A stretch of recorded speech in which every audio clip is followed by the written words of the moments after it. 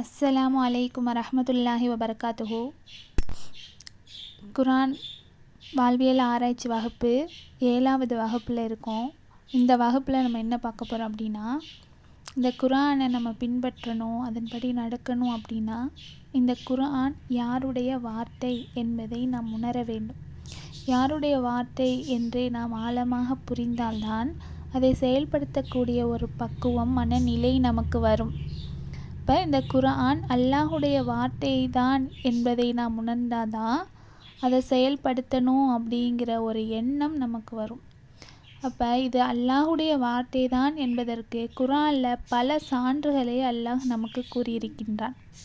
உதாரணத்திற்கு அல்லாஹ் 2வது அத்தியாயம் 126வது வசனத்தில் சொல்கிறான், வஇத கால இப்ராஹீமு ரப்பி ஜஅல் ஹாதா பலதன் ஆமினா என்று.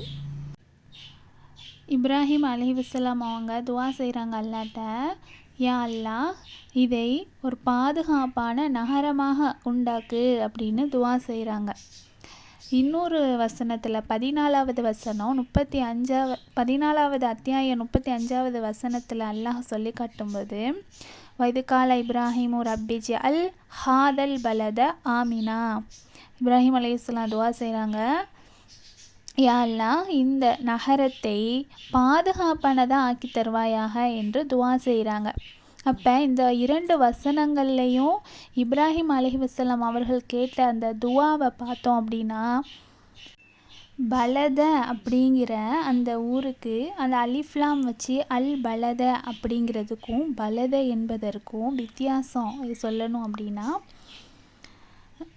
முதல்ல இந்த ஒரு நகரமே உருவாகலை, இதை ஒரு நகரமாக மாற்று, ஒரு பாதுகாப்பான நகரமாக ஆக்கு அப்படின்னு சொல்லி துவா செஞ்சுருக்காங்க.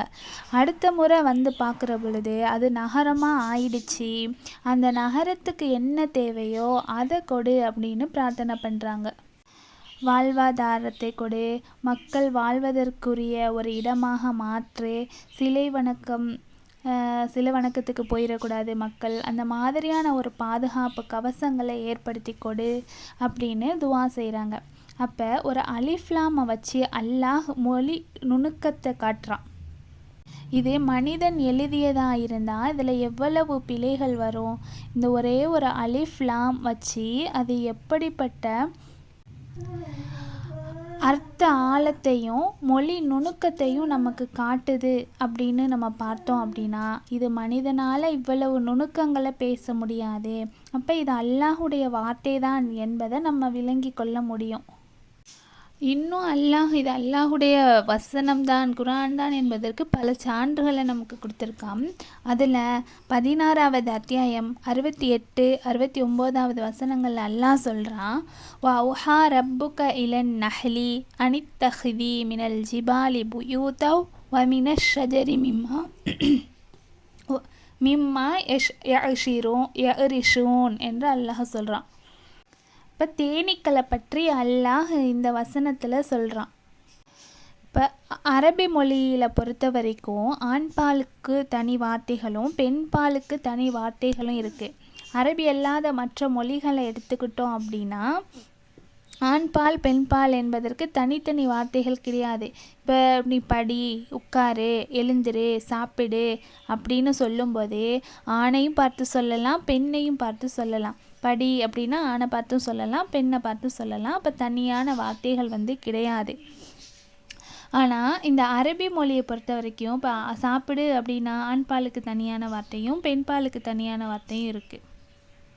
இப்போ அதுபோல் இந்த வசனத்தில் பயன்படுத்தப்பட்ட வார்த்தையை நம்ம கவனித்தோம் அப்படின்னா அல்லாஹ் என்ன சொல்கிறான், வஅவ்ஹா ரப்புக இலன் நஹ்லி அனித்தஹிதி மினல் ஜிபாலி புயூதா. அல்லாஹ் தேனீகளுக்கு உள்ளுணர்வை ஏற்படுத்தினான். ஒரு அறிவிப்பு செய்கிறான். என்ன மாதிரியான அறிவிப்பை செய்கிறான் அப்படின்னா, மலைகள்லையும் மரங்கள்லையும் மனிதர்கள் கட்டுபவற்றிலையும் நீ கூடு அமைத்துக்கொள் என்று அல்லாஹ் அந்த தேனீக்களுக்கு கட்டளையிடுறான். ஒரு உள்ளுணர்வை ஏற்படுத்துகிறான். அந்த கட்டளையை எந்த தேனீக்கு அல்லாஹ் ஏற்படுத்துகிறான் அப்படின்னா பெண் தேனீகளை பார்த்து சொல்கிறான், இத்தகிதி. இத்தகிதி அப்படிங்கிற வார்த்தை நீ கூடு கட்டு அப்படின்னு பெண்களை பார்த்து பயன்படுத்தக்கூடிய ஒரு வார்த்தை. அப்போ இத்தகிதி என்று சொல்லி பெண் தேனிகளுக்கு கட்டளையிடுறான், நீ கூடு கட்டு அப்படின்னு. இப்போ பெண் தேனிக்கு அறிவிப்பு செய்கிறான், நீ மலைகள்லையும் மரங்கள்லையும் போய் கூடு கட்டு அப்படின்னே. கூடு கட்டுற வேலையை அல்லாஹ் யாருக்கு கொடுக்குறான் அப்படின்னா பெண் தேனிக்கு கொடுத்துருக்கான். பெண் தேனிக்கு கொடுக்குறான் அப்படின்னா ஆண் தேனிக்கு கொடுக்கலை அப்படின்னு அர்த்தம். குரானில் ஒரு விஷயம் என்ன அப்படின்னு கேட்டால், ஆண்பாலை பற்றி பேசக்கூடிய நிறைய வசனங்கள் கூட அதில் பல நேரங்களில் பெண்களையும் உள்ளடக்கக்கூடியதாக இருக்கும். ஆனால் பெண்களை பற்றி பேசக்கூடிய வசனம் வந்துச்சு அப்படின்னா அதில் பெண்களை பற்றி மட்டும்தான் பேசும், ஆண்பாலை குறிக்காது, அதை ஆண்பாலை உள்ளடக்காது. குரானில் அல்லாஹ் ஆண்பால் விகுதிகளில் பொதுவாக பேசுவான், அது 2 பேரையும் உள்ளடக்கக்கூடிய விஷயங்களாக இருக்கும். உதாரணத்திற்கு அகீமுஸ் ஸலாஹ் என்று ஆண்பால் விகுதியில் அல்லாஹ் பேசுகிறான், தொழுகையை நிலைநிறுத்துங்கள் என்று பேசுகிறான். அது ஆணுக்கும் பொதுவாக இருக்கும், பெண்ணுக்கும் பெண்களையும் குறிக்கக்கூடியதாக இருக்கும். 2 பேரையும் பார்த்து தான் தொழுகையை நிலைநிறுத்துங்கள் என்று சொல்கிறான். ஆனால் பெண்பாலை பற்றி பேசுனா பெண்களை மட்டும்தான் குறிக்கும், அதை ஆண்பாலை உள்ளடக்காது. அந்த மாதிரி தான் அல்லாஹ் பெண் தேனியை பார்த்து கூடு கட்டுன்னு சொல்கிறான். அல்லாஹ் எதை கூடு கட்ட சொல்கிறானோ அதுதான் கூடு கட்டும். மனிதர்கள் மட்டும்தான் ஒரு ஆர்டர் அல்லாஹ் போடுறான் அப்படின்னா அதை மாற்றி செய்யக்கூடியவங்களாக இருக்காங்க. பொதுவாக மற்ற விலங்குகளும் சரி, இப்போ மற்ற உயிரினங்களும் சரி, அல்லாஹ் என்ன விதிச்சானோ அதுதான் நடக்கும், அதன்படி தான் நடந்துக்கிறோம், அதில் எந்த மாற்றமும் இருக்காது. இப்போ அல்லாஹ் எல்லா வேலைகளையும் பெண் தேனியை பார்த்து தான் சொல்கிறான். இப்போ இந்த வேலைகள் எதுவும் ஆண் தேனிக்கு இல்லையா? அப்போ ஆண் தேனியுடைய பங்களிப்பு தான் என்ன, அதனுடைய நேச்சுரல் தான் என்ன, அதனுடைய செயல்பாடுகள் தான் என்ன? அப்போ அதை சிந்திச்சு பார்க்க வேண்டிய ஒரு கேள்வி தானே இது. அப்போ இந்த கேள்விக்கு நவீன அறிவியலே ஒரு பதில் சொல்லியிருக்கு. என்ன, 50 வருஷத்திற்கு முன்னாடி, 50 ஆண்டுகளுக்கு முன்னாடி ஆண்பால் பெண்பால் பிரித்து பார்க்க முடியாத காலத்தில், இந்த காலத்தில் ஆண்பால் பெண்பால் கண்டறியணும்னா ஈஸியாக கண்டறிச்சிடலாம். மாடு ஆண்பால் பெண்பால், கோழி அதில் ஆண்பால் பெண்பால், பறவைகள் ஆண்பால் பெண்பால். சில நேரங்களில் இந்த காலத்துலேயும் கூட இப்போ ஒரு பூனை வளர்க்குறோம் அப்படின்னா அது ஆண் பூனையா பெண் பூனையான்னு கண்டுபிடிக்காத இருக்கக்கூடிய நிறைய பேரும் இருக்க தான் செய்கிறோம். அப்போ இதுக்கு இப்போவே நம்மளால் கண்டுபிடிக்க முடியலை, பல ஆண்டுகளுக்கு முன்னாலேயே திருக்குரான் பேசுது. ஆண் பெண் வேறுபாடு தேனீக்களில் என்ன இருக்குது? நபி ஸல்லல்லாஹு அலைஹி வஸல்லம் அவர்களுடைய காலத்தில் இது குறித்து எந்த ஒரு அறிவும் இல்லாத ஒரு காலத்தில் எவ்வளவு துல்லியமாக ஆண் பெண் வேறுபாட்டை குறித்து குரான் பேசுகிறது, என்னவெல்லாம் அதில் வேலை இருக்குது. இப்போ சாதாரண வீடு கட்டணும் அப்படிங்கிறத பற்றி அல்லாஹ் சொல்கிறான். வீடு கட்டணும் அப்படின்னா அதுக்கு ஒரு மெழுகு ஒன்று சுரக்கணும். தேனீக்கள் தேனை எடுத்த பிறகு அதனுடைய மெழுகு தான் அதன் வீடு. இப்போ அந்த கூடு மெழுகால் உருவாக்கப்படுதுல, அந்த மெழுகு எங்கிருந்து உற்பத்தி ஆகுது? தேனியுடைய உடலில் தான் உற்பத்தி ஆகுது. அந்த மெழுகு ஆண் தேனிக்கு உற்பத்தி ஆகாது அப்படின்னா ஆண் தேனியால் வீடு கட்ட முடியாது. அப்போ குர்ஆன் சொல்கிற அந்த விஷயத்திலிருந்து நவீன அறிவியலை கொண்டு நாம் விளங்க முடிகிறது. ஆண் தேனியால் வீடு கட்ட முடியலை அப்படின்னா அது அந்த வீட்டை பாதுகாக்கையாச்சும் செய்யுமா அப்படின்னு பார்த்தா அதுக்கும் முடியாது. ஏன்னா அந்த வீடை நம்ம பாதுகாக்கணும் அப்படின்னா, அதிலிருந்து பாதுகாக்கணும். இப்போ யாராவது அந்த வீட்டை இடிக்க வராங்க அப்படின்னா போய் அந்த கொடுக்க வச்சு கொத்துவாங்க, அந்த தேனீக்கள்லாம் அந்த கொத்தும். அப்போ அதுக்கு அந்த கொத்தக்கூடிய அந்த கொடுக்கு இருக்குதா அப்படின்னா அந்த ஆண் தேனீக்களுக்கு கொடுக்கு கிடையாது. அதனால அதை பாதுகாக்கக்கூடிய வேலையையும் செய்ய முடியாது. அடுத்து அந்த ஆண் தேனீக்கள் வீடு கட்ட முடியலை, அதை பாதுகாக்க முடியலை, அந்த பாதுகாக்கக்கூடிய அந்த கொடுக்கு அதுக்கிட்ட இல்லை, அதனால் பாதுகாக்க முடியலை. சரி, வெளியில் போய் இந்த வீட்டுக்கு தேவையான பொருட்களை கொண்டு வந்து சேர்த்து இந்த வீட்டை மேம்படுத்துகிற வேலையில் ஈடுபட முடியுமான்னு கேட்டால் அதுவும் முடியாது. ஏன் அப்படின்னா அந்த மகரந்தத்தை சேகரித்து வைக்கக்கூடிய ஒரு பேஸ்கட் போன்ற ஒரு அமைப்பு, ஒரு கூடை போன்ற ஒரு அமைப்பு அதனுடைய காலில் இல்லை. அதனால் அந்த வேலையை செய்ய முடியாது. பூக்களில் போய் மகரந்தத்தை எடுத்து காலில் கூடை போன்ற அந்த அமைப்பில் போட்டு தான் கொண்டு வந்து கூண்டில் வந்து வைக்கும்.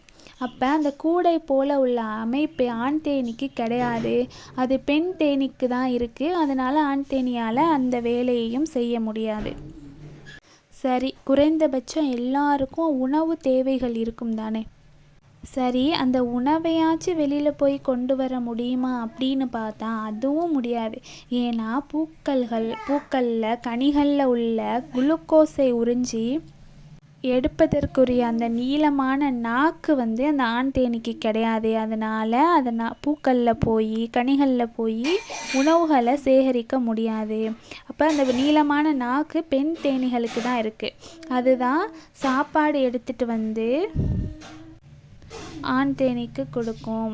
இப்போ அல்லாஹ் பெண் தேனீக்கு கட்டளையிடுறான், சும்மக்குழி மின்குள்ளி சமராத் என்று. அப்போ நீ ஒவ்வொரு எல்லா விதமான கனிகளிலிருந்தும் மலர்களிலிருந்தும் நீ சாப்பிடு அப்படின்னு பெண் தேனியை பார்த்து அல்லாஹ் கட்டளையிடுறான். அப்போ அந்த பெண் தேனி உணவை எடுத்துகிட்டு வரும். சரி, எடுத்துகிட்டு வந்த உணவையாச்சும் அந்த ஆண் தேனி சாப்பிடுமா அப்படின்னு பார்த்தா அதுவும் முடியாது. அந்த பெண் தேனி தான் ஆண் தேனிகளுக்கு உணவை ஊட்டிவிடும். இப்போ அந்த ஆண் தேனி எதுக்கு தான் பயன்படும் அப்படின்னா, வெறும் அந்த இனப்பெருக்கத்துக்கு மட்டும்தான் அந்த ஆண் தேனி பயன்படும். இப்படி அது உட்காந்துட்டே சாப்பிட்றதுனால இனப்பெருக்க காலம் முடிஞ்சதுக்கப்புறம் அந்த ஆண் தேனிகளுடைய தேவை பெண் தேனிக்கு இல்லாமல் ஆயிடுது. அதனால் ஆண் தேனி கூண்டை விட்டு வெளியில் போய் உணவு சாப்பிட முடியாமல் இல்லை அல்லது மற்ற உயிரினங்களுக்கு இரையாக போய் செத்து போயிடும். இதுதான் ஆண் தேனியுடைய ஒரு நிலை. ஆண் தேனீக்கள் இனப்பெருக்கத்துக்கு மட்டும்தான் பயன்படும். மற்ற எல்லா வேலைகளையும் செய்யக்கூடியது பெண் தேனீகள் தான்.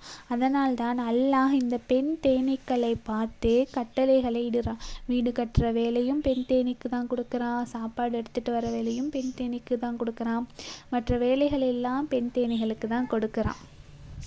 அப்போ எவ்வளவு நுணுக்கமாக அல்லாஹ் ஒரு விஷயத்தை சொல்லியிருக்கான் அப்படின்னா, யாராலையும் இது போன்ற ஒரு நுணுக்கத்தை வந்து சொல்ல முடியாது. அறிவியல் இல்லாத அந்த காலத்திலேயே அறிவியலை பற்றி அல்லாஹ் பேசியிருக்கிறான். அப்போ இது அல்லாஹுடைய வார்த்தை தான் என்பதற்கு ஒரு சான்றாக இருக்கிறது இந்த வசனங்கள். அடுத்ததாக இது அல்லாஹுடைய வார்த்தை தான் என்பதற்கு இன்னும் பல சான்றுகளை அல்லாஹ் குர்ஆனில் கூறுறான்.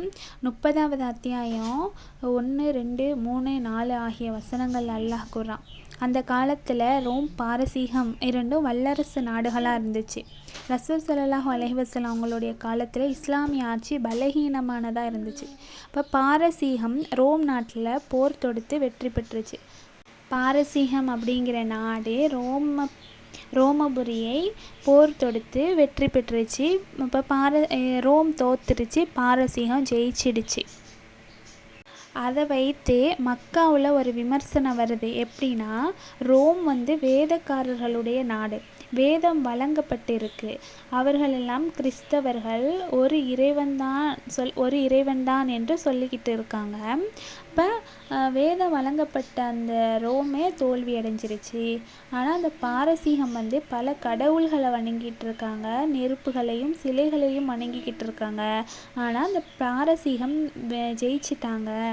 அதுபோல தான் முகமதுக்கு அங்கே வேதம் வழங்கப்பட்டிருக்கு, அவர் தோத்துருவார், நம்ம பல கடவுள்கள்னு சொல்லிக்கிட்டு இருக்கோம், நாம் ஜெயிச்சிருவோம் அப்படின்னு பக்கத்து நாடுகளில் நடந்த அந்த போரை வச்சு இங்கே மக்காவில் உள்ளவங்கள்லாம் விமர்சனம் பண்ணிக்கிட்டு இருக்காங்க. இப்போ தான் அல்லாஹ் பதில் சொல்கிறான், இன்னைக்கு தோத்துட்டா நாளைக்கு ஜெயிப்பான், இன்னும் கொஞ்ச காலத்தில் என்ன நடக்கும் பாரு, திரும்பவும் ஜெயிப்பான் பாரு அப்படின்னு அல்லாஹ் அந்த வசனங்களில் சொல்கிறான். அலிஃப் லாம் மீம். ரோம் தோல்வியடைந்து விட்டது அருகிலுள்ள பூமியில். ஆனால் ரோமர்கள் தங்கள் தோல்விக்கு பிறகு விரைவில் வெற்றி அடைவார்கள், சில வருடங்களுக்குள்ளேயே வெற்றி அடைவார்கள் என்று அல்லாஹ் குர்ஆனில் சொல்கிறான். அப்போ ரசூல் ஸல்லல்லாஹு அலைஹி வஸல்லம் அவங்க வாழ்கிற காலத்திலேயே ரோம் வந்து திரும்பவும் வெற்றி அடைஞ்சிருச்சு, பாரசீகம் தோத்துடுச்சு. அப்போ இந்த இது இறை வேதம்தான் என்பதற்கு ஒரு சான்றாக இருக்குது. இது ஒரு விஷயம். இதில் இன்னொரு விஷயம் என்ன அப்படின்னா, அந்த பயன்படுத்தியிருக்கக்கூடிய வார்த்தையை கவனித்து பார்த்தா அதில் உள்ள மொழி நுணுக்கங்களை நம்ம பார்த்தோம் அப்படின்னா, அல்லாஹ் இந்த வசனத்தில் அதுனல் அருள் என்ற அல்லாஹ் வந்து கூறியிருக்கிறான். அதுனல் அருள், அருகில் உள்ள பூமி அப்படின்னு மொழிபெயர்த்திருக்காங்க. அப்படியும் மொழிபெயர்க்கலாம் அப்படின்னா மொழிபெயர்க்கலாம். அதுனல் அருள் அப்படின்னா அதுக்கு தமிழில் அருகில் உள்ள பூமி என்றும் ஒரு அர்த்தம் வரும். அப்போ அந்த மொழிபெயர்ப்பு சரி. இதை தாண்டி இன்னொரு அர்த்தம் இருக்குதா அப்படின்னு பார்த்தா இன்னொரு அர்த்தமும் இருக்குது. அதுனல் அருள் அப்படின்னா தாழ்ந்த, கீழான, தாழ்வான பகுதி என்றும் நம்ம அர்த்தம் கொள்ளலாம். பக்கத்து ஊர், பக்கத்தில் உள்ள இடம், பக்கத்து ஊர், பக்கத்து பூமி அப்படிங்கிறதுக்கு எல்லாம் வேறு வார்த்தைகளை பயன்படுத்தியிருக்கலாம். பலத் அப்படிங்கிற அந்த வார்த்தையை பயன்படுத்தியிருக்கலாம். ஆனால் அல்லாஹ் அந்த சாதாரண வார்த்தையை பயன்படுத்தாமல் தாழ்வான பூமி அப்படிங்கிறதுக்கு அல்லாஹ் அதுனல் அருள் என்ற 2 பொருள்படக்கூடிய வார்த்தையை பயன்படுத்தியிருக்கான். பக்கத்து ஊர் அப்படிங்கிறதுக்கும் அது பொருள்படும். பூமியிலேயே மிக தாழ்வான பகுதி என்றும் அது பொருள்படக்கூடிய ஒரு வார்த்தையை அல்லாஹ் இந்த இடத்தில் பயன்படுத்தியிருக்கான். அல்லாஹ் இப்படி இந்த வார்த்தையை சொல்லியிருக்கான இதில் ஏதாச்சும் ஒரு விஷயம் இருக்குமா அப்படின்னு நம்ம யோசித்து பார்த்தோம் அப்படின்னா அதில் ஆச்சரியப்படக்கூடிய ஒரு விஷயம் என்ன அப்படின்னா, இந்த பூமி அப்படிங்கிறது ஒரே மாதிரியான மட்டத்தில் இல்லை. ஒவ்வொரு பகுதியும் மேடு, பள்ளம், உயர்வு, தாழ்வு அப்படி தான் பூமியில் பல வகையாக இருக்குது. அதனால தான் அளவிடும் பொழுதே கடல் மட்டத்தில் இருந்து இவ்வளவு அடி மேலே இருக்குது, ஒவ்வொரு ஊரும் இத்தனை அடி மேலே இருக்குது. ஊட்டி கடல் மட்டத்திலேருந்து இவ்வளவு அடி இருக்குது. திருச்சியை எடுத்துக்கிட்டோன்னா அது கடல் மட்டத்திலேருந்து இத்தனை அடி மேலே இருக்குது. இப்படி அளவிடுற பொழுதே உயர்வான பகுதி அப்படின்னு உலகத்தில் நம்ம எல்லோருக்கும் தெரிஞ்ச ஒரு பகுதி என்ன அப்படின்னா எவரெஸ்ட் சிகரம் வந்து உலகத்தில் மிக உயர்வான இடம் அப்படின்னு சொல்லுவோம். அதுபோல் பூமியிலேயே மிக தாழ்வான பகுதி என்ன அப்படின்னு கேட்டால் அது என்னென்னா அந்த டெட் சீ என்று சொல்லக்கூடிய அந்த சாக்கடல், உப்பு நிறைந்த, அடர்த்தி நிறைந்த அந்த கடல், சாக்கடல், அதுதான் உலகத்திலேயே மிக அந்த பூமியிலேயே தாழ்வான பகுதி. அப்போ இந்த ரோம் பாரசீகத்திற்கு இடையே அந்த போர் எங்கே நடந்துச்சு அப்படின்னு பார்க்கும்போதே கிபி 614 பாரசீகர்களுக்கும் ரோமர்களுக்கும் இடையில் சண்டை ஏற்பட்டு ஒரு கட்டத்தில் ரோமர்கள் வந்து வெற்றி கொள்ளப்பட்டாங்க. அப்போ அந்த வெற்றி கொள்ளப்பட்ட இடம் என்ன அப்படின்னா பூமியிலேயே மிக தாழ்வான பகுதியில் ஒன்றான சாக்கடல் என்று சொல்லப்படுற அந்த டெட் சீ, அங்கே தான் ரோமர்கள் வந்து வெற்றி கொள்ளப்படுறாங்க. எந்த அளவுக்கு தாழ்வான பகுதி அப்படின்னா கடல் மட்டத்தை விட 430 மீட்டர் தாழ்வான பகுதியாக இருக்குது அந்த இடம். அப்போ அல்லாஹ் சொல்லும்போது எப்படி அழகாக சொல்கிறான், அதுனல் அருள், இந்த பக்கத்து பூமியான அந்த ரோம் வந்து வெற்றி பெற்றுவாங்க அப்படின்னு சொல்கிறான். அதில் இன்னொரு அர்த்தத்தையும் கவனிச்சா ஒரு பூமியிலேயே மிக தாழ்வான இடமா இருக்குது. அப்போ இந்த நுணுக்கங்களையெல்லாம் பார்க்கும்போதே இது அல்லாஹுடைய வார்த்தை தான் என்பதை நம்ம தெளிவாக புரிந்து கொள்ள முடிகிறது. அப்போ எந்த ஒரு இறை நம்பிக்கை, அல்லாஹ்வை நம்பக்கூடிய ஒவ்வொருவரும் இந்த ஆதாரங்களையெல்லாம் பார்க்கும் பொழுது கண்டிப்பாக இதை வந்து நம்பாமல் இருக்க மாட்டோம். அப்போ இது அல்லாஹுடைய வார்த்தை தான் என்பதற்கு இது மாதிரியான பல வசனங்களை கொண்டு, பல நுணுக்கங்களை கொண்டு, பல ஆதாரங்களை கொண்டு அல்லாஹ் நமக்கு திரும்ப திரும்ப கூறிக்கொண்டே இருக்கிறான். அப்போ இந்த குர்ஆனை விளங்குவதற்கும் படிப்பதற்கும் அதை செயல்படுத்துவதற்கும் இது அல்லாஹுடைய வார்த்தை தான் என்று ஆழமாக பதிந்தால்தான் நாம் அதை செயல்படுத்தக்கூடிய பக்குவம் நமக்கு வரும். அஸ்ஸலாமு அலைக்கும் வரஹ்மத்துல்லாஹி வபரகாத்துஹு.